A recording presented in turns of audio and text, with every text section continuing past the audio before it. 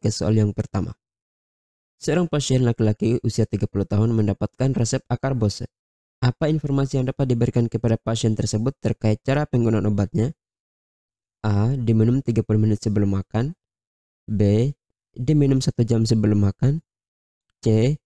Diminum pada sarapan pertama saat makan. D. Diminum segera setelah makan. E. Diminum 2 jam sesudah makan. Dan jawaban yang benar adalah C. Diminum pada sarapan pertama saat makan.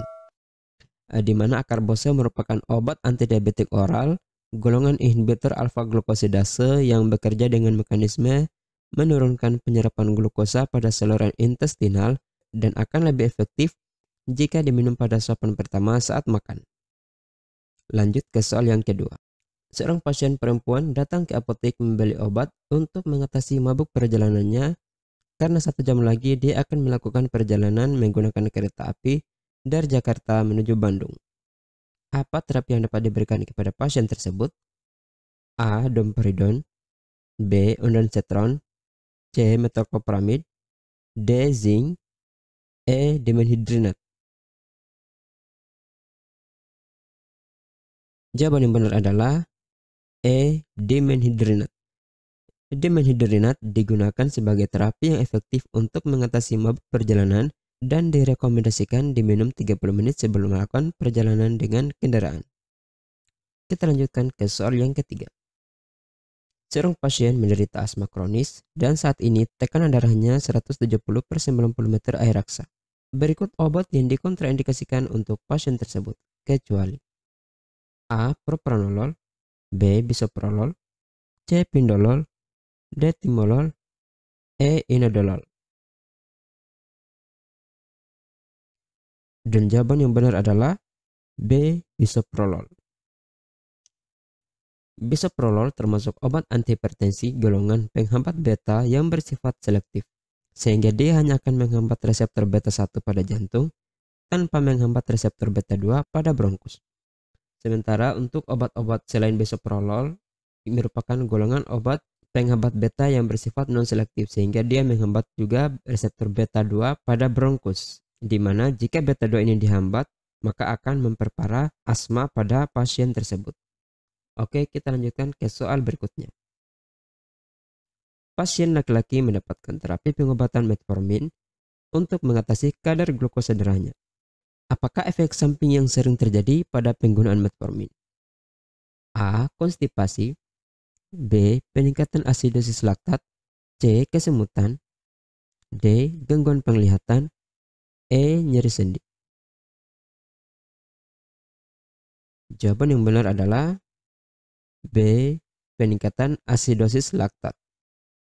Metformin dapat menyebabkan efek samping asidosis laktat dalam darah sehingga dikontraindikasikan untuk pasien dengan gangguan ginjal yang parah. Lanjut ke soal yang kelima. Seorang pasien mengeluhkan sakit perut yang melilit dan sudah 8 kali BAB.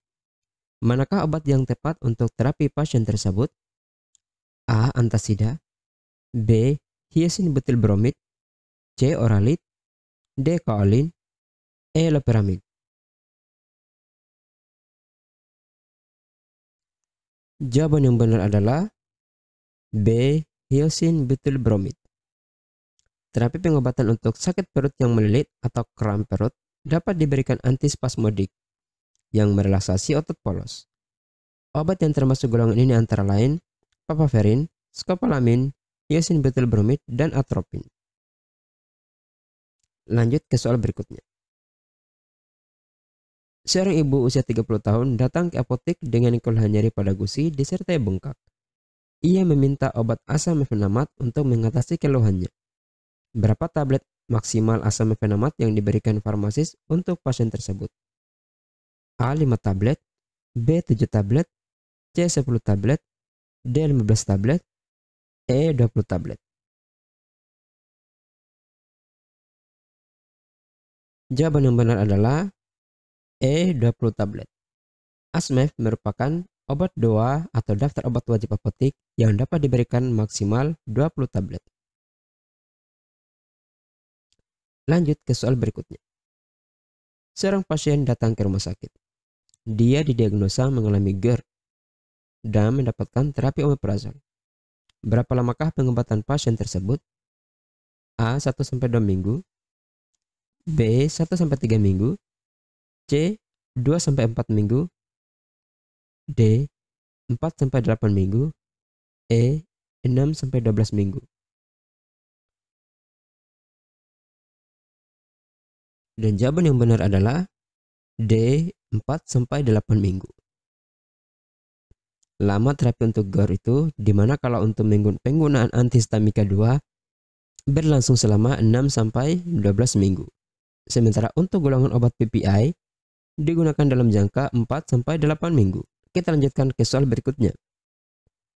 Wanita 40 tahun pergi ke klinik dengan keluhan daerah vagina sering keluar cairan berwarna putih serta berbau amis. Oleh dokter, ia didiagnosa vaginitis. Apa antibiotik yang tepat untuk pasien tersebut? A. Cefadroxil, B. Ceftriaxone, C. Metronidazole, D. Amoxicillin, E. Tetracycline.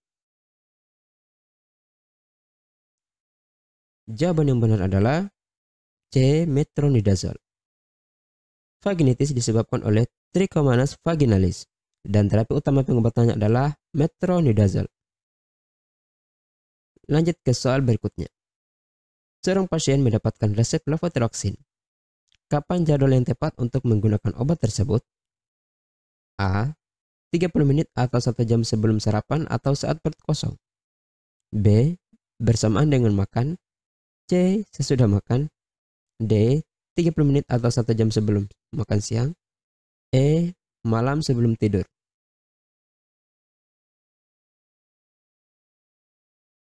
Jawaban yang benar adalah A.